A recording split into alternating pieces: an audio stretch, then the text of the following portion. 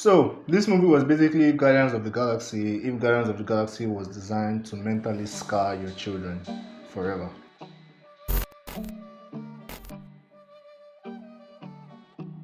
What's up, guys, and welcome back to the channel. If you're new here, make sure you hit that subscribe button and notification bell so you get notified every time I release a new video. If you're not new here, like YouTube constantly tells me that most of my viewers are not subscribed, please let this be the video that earns me your subscription.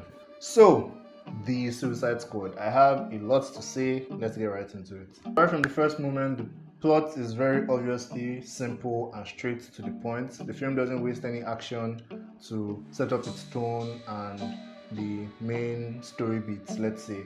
About 5-10 minutes into the film, there was already a huge, like, what the fuck moments.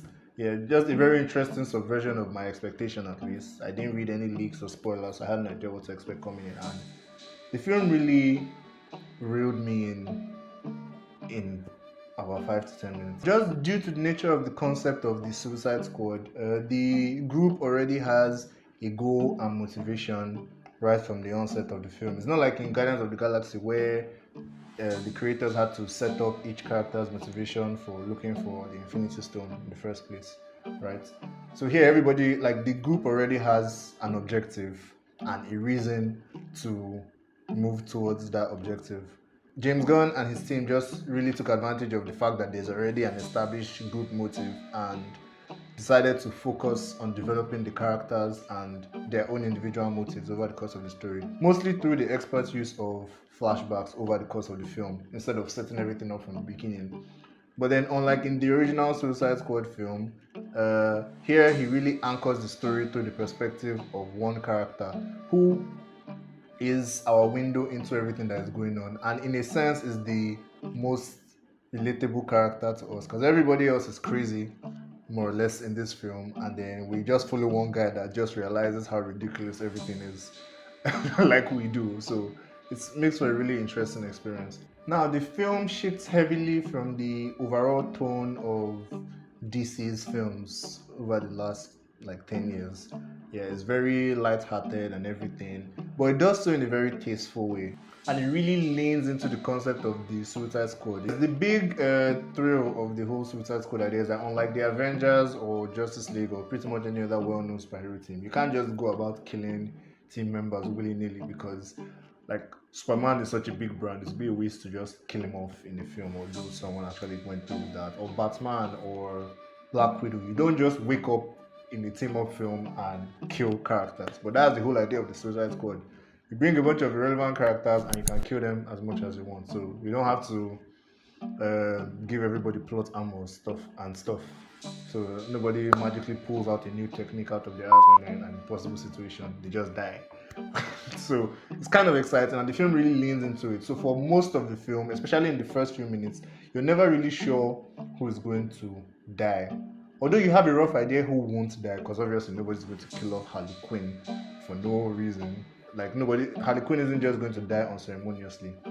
And then there are some other characters that just with the way the film is structured, you know that they're not going to kill this person. So only one person that died actually surprised me. But then for the most part, you're never sure how or when or if a character is going to die.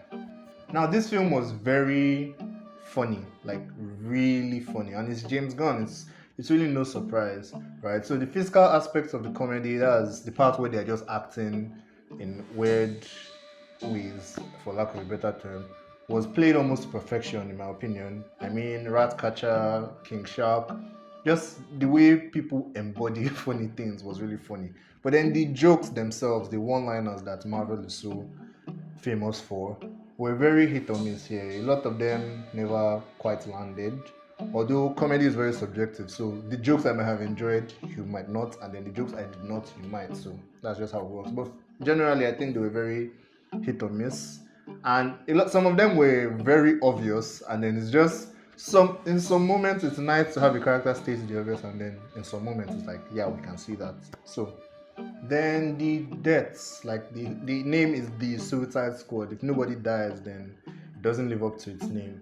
The deaths in this film were very A lot of them were quite sad. Like, even though you know characters can die anyhow, when they die, it's still pretty sad. And then at the same time, even though you're sad that this character died, it's also pretty funny. Like, sometimes the event that leads up to their death, or the moment in which they die, or how they die, is usually just completely hilarious.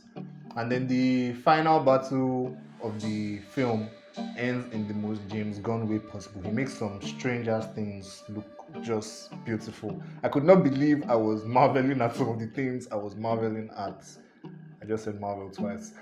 You just have all these stupid, seemingly insignificant character details that come full circle and make the finale and the final battle, especially, stupid, but in a way that makes sense. I don't know, there's just something about it. Like, I don't want to ruin anything because I know this is like a week since the film came out and a lot of you might not have seen it by now, so I don't want to give anything away. But yeah, it's just some things that seem like they don't matter at all, and then by the end of the film or the character's arc, it just comes up and creates a very funny moment. Now onto the production. I didn't want to mention this in the story aspect because it felt like more of a production thing, at least to me. This film was some Mortal Kombat level of bloody. I think this film was more bloody and gory than Mortal Kombat. Which, how? My God, from the beautifully something mind of James Gunn is an apt tagline for this film. And like they really had fun with the production. The CGI was great. I think this is some of the most. It's not the best CGI. I mean, you have like Aquaman, Doctor Strange, most Avengers film for all of that. But the CGI was just—it's like the most interesting slash engaging CGI. I don't know how to explain it. It was just a lot of fun to watch a lot of the time. The transitions were neat. Sometimes where he's like naming segments of the film or story beats in the film, like naming an operation, and then the way he visualizes it in the film was just a lot of fun. It made the transitions very nice to watch. Sometimes it elevates the tension slash comedy in the course of over the course of the film. The soundtrack was really just great. The visual effects for the characters' abilities, some of the most stupid powers, like polka dots, man. How do you make someone that throws polka dots at people look badass somehow? I don't know. His powers were just really cool. And then there was just this guy TDK. In case for some reason you thought TDK meant the Dark Knight, you're wrong. TDK means the detachable kid. He's a fully grown man. I don't know why his name is Kid. That was just a really, really uncomfortable and pointless ability, but it was a lot of fun. And then, and then there was this fight sequence that Harley Quinn had, which I think is some of the best action we've gotten from Harley Quinn in the DCEU, which is kind of sad for Birds of Prey. But yeah, they did something that I can only describe as Harley Vision, which I'm spoiling now. Basically, she was fighting, and then anytime she draws blood, you see flowers. And I'm just like, why? How? Who even came up with this? It was just so crazy. And the costumes across the board look very comic book. I feel like in the original Suicide Squad film, everybody looked like they were kind of going for a tracksuit kind of feel for some reason. But here, they really leaned into the comic book aspect of the characters' costumes, and like Bloodsport's costume was amazing. Peacemaker looks ridiculous and good at the same time. Polka Dot Man, polka dots. Ratcatcher looked ratchet in a very cool way. It's insane the sheer amount of rats that are involved in this film just because of Ratcatcher. And yeah, obviously the rats will be CGI. Nobody's going to bring a billion rats on set. So yeah, it just looks really good. The Tinker looked pretty cool too. Starro looked like DC. When you think of the DCEU and the brand and the whole serious tone they've been going for since, Starro is not something you would imagine ever coming into play, but it's here. Well, yeah, it's. I don't know. I don't think Starro has a gender. It's here, and it works. It works so well. I could not believe how well Starro worked in this film. Yeah, Rick Flag. Even Rick Flag looked more distinct. I don't even remember what he looked like in the previous film. He was not a memorable character, and he didn't even look memorable. But here, he leaves more of an impression.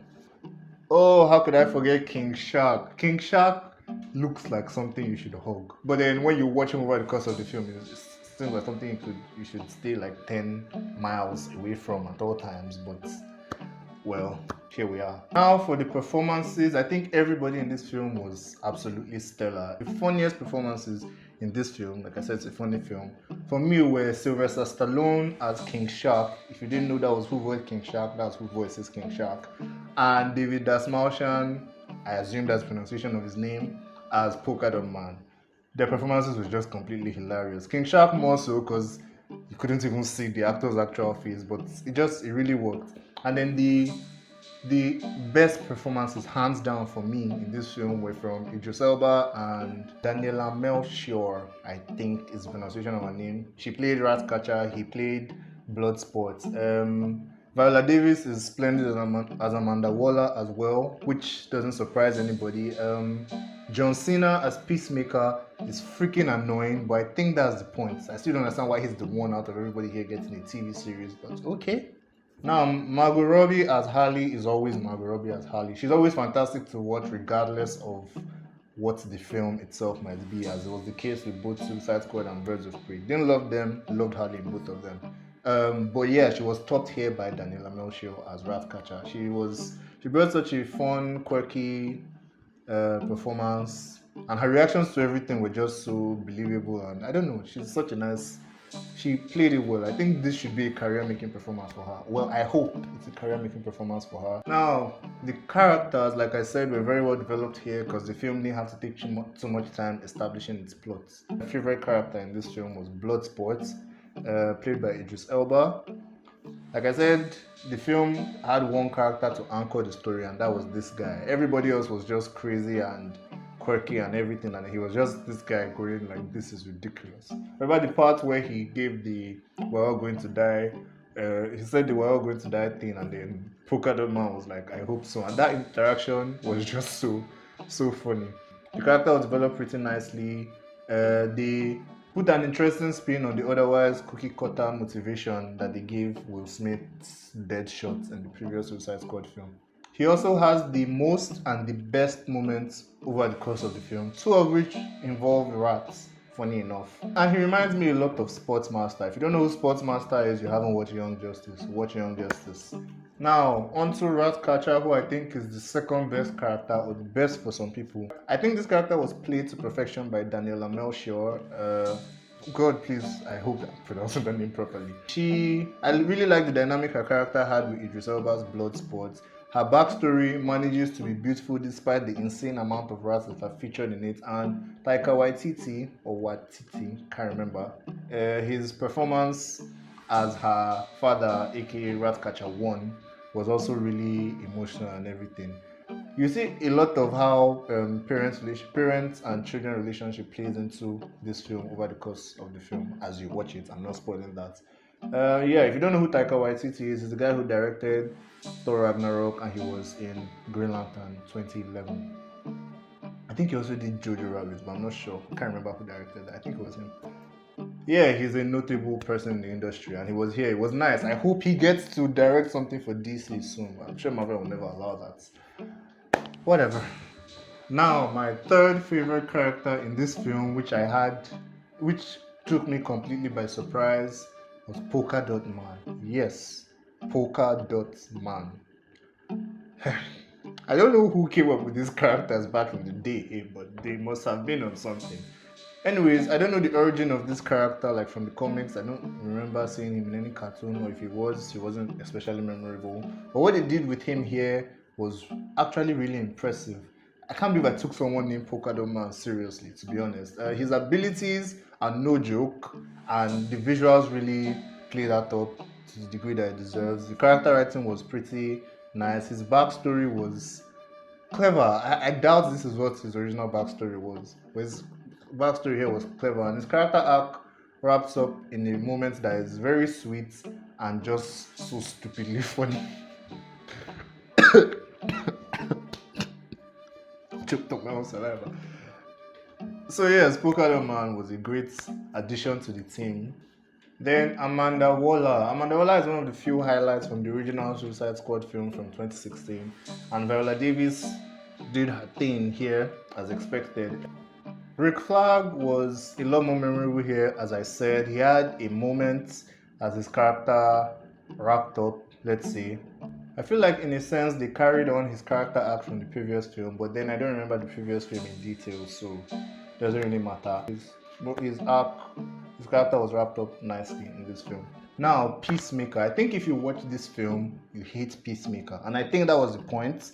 Although it makes you wonder why they decided to make a show about him. Like Grace Randolph from Beyond the Trailer said, the only thing I want to watch about Peacemaker is if the show was about trying to kill Peacemaker because he's that annoying. But then I'm curious to see where it goes, just because James Gunn wrote it and he's the one that created this masterpiece of a film. Peacemaker had a moment earlier in the film. I think Bloodsport mentioned that he just uses peace and liberty as an excuse to kill who he wants. And then there was a moment later on in the film where he had to kill somebody, and the person asked him if it was necessary, and you could see in his eyes that it was almost as if he was replaying that conversation in his head before he responded. I think that was a really cool moment. Unlike most of the other characters here, he didn't get much of a backstory per se. No, he didn't get a backstory at all. But I assume they would give that to him over the course of the show. God knows what the show is about. Another character I forgot to mention was King Shark. Yes. You know the thing Venom was so afraid to do throughout its film in 2018? To bite off people's heads. King Shark did that and then some. He even had a real finishing moment, like akin to Mortal Kombat and all that. It was really cool. I don't know, I like King Shark. He's fun. He's like good in a sense. Weasel was just creepy. God, I just remember the Weasel now. Weasel was so creepy. Like the way he looked just rubbed me the wrong way. And then they had this bit with him at the start of the film that was. I feel like some people will see that joke and roll their eyes, but I found it very funny, at least at first. I feel like we spent a little too much time with it. So overall, after watching this film, it might seem, at least my first thought was that it seems that James Gunn actually plays better with DC's characters than Marvel characters. Well, Suicide Squad, can imagine if he went with this tone for a Batman film or something. But it seems like he plays better with DC characters than Marvel characters. But then, I think probably Warner Brothers just gave him more creative freedom than Disney. For Disney, pretty much every product has to be on brand, so he can't do his whole zany stuff like he was free to do here, which is kind of annoying because Warner Brothers kept interfering with Zack Snyder, Patty Jenkins, and David Ayer's films in the past, and then all of a sudden now they are pro-creator. That sounds weird. Creator friendly. So yeah, Suicide Squad fits his style perfectly, and I love the final slate of the Suicide Squad in this film. Like the characters that ended up being the ones alive, who I'm not going to give away. Yeah, I hope to see more from them. Even if you're just going to bring them to another film just to kill them off, it will still be nice to see these specific actors get to play these characters again. So let's talk about some of the downsides of this film. The comedy.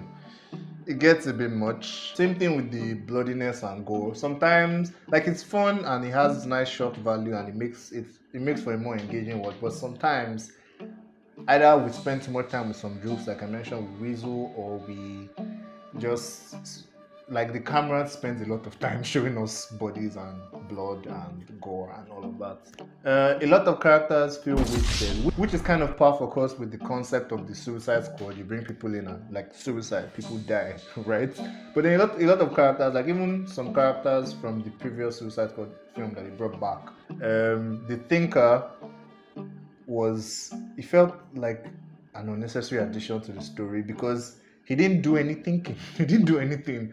Like, he's definitely a lot better than what we got in the Flash TV shows. But then, he didn't really do anything. Like, he might as well have just been a random scientist. So that still worked. Although he had a really funny moment with Starro. So that was cool, I guess. Okay, then, Amanda Waller, like I said, strong portrayal from Viola Davis. And for the most part, they wrote the character very well. But I feel like there's one thing that they kind of got wrong about Waller, and is that she works with too many people that are not afraid of her. That was weird. Like Waller, usually when you see her in DC media, she's on her own, and if she isn't, most of the people she's working with are afraid of her to a degree. Here they were not, so that made I think that led to an interaction towards the end of the film that was a bit out of character for Amanda Waller. But I think that would have been avoided if it was supposed to be funny, I guess, but it would have been avoided if they just made her work with people that are afraid of her, as she usually does in DC's myriad of content. Now, I hate to admit it because I saw some critics say this is the best DC film since The Dark Knight, and I thought they were trying to throw shade at everything else that has come out since The Dark Knight.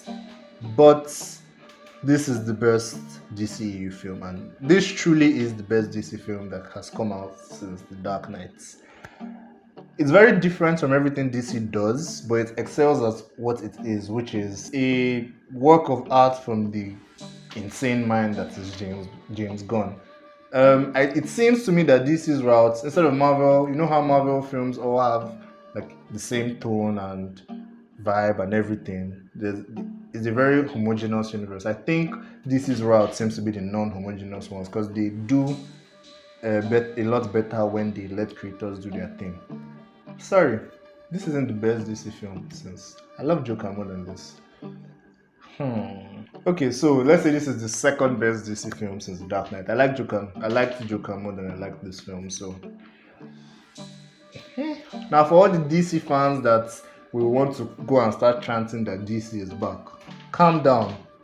If there's a graph of everything that DC has come up with over the last, 10 years, right, in terms of quality, you're going to have something that looks like someone's heartbeat, which is essentially what they do to DC fans every time. So calm down, the next film might be trash. So yeah, to conclude, there have been 4 Suicide Squad films, both live action and animated. We have Batman Assault on Arkham, Suicide Squad Hell to Pay, which is an animated film, and then The Suicide Squad. This is the second best out of those 4. Batman Assault on Arkham comes on top. If you haven't watched it, I recommend it. So for my rating for this film, I think it's obvious, but my rating for this film would be a first class. Very impressive one from James Gunn. Hope DC gives him more to work with, and I hope they don't restrict him to Suicide Squad. There's a lot of characters his tone would work for. It's kind of funny how the best Marvel film is their most serious film, and then the best DC film is their most unserious film. It's like they need to switch their brand or something. Thank you for watching this video. Let me know if you enjoyed my review of the Suicide Squad in the comments below. Be sure to leave a like, subscribe, and share with your friends. It helps me out a lot and I would really appreciate it. Let me know what you thought of the film in the comments down below, and I'll see you next time. Peace.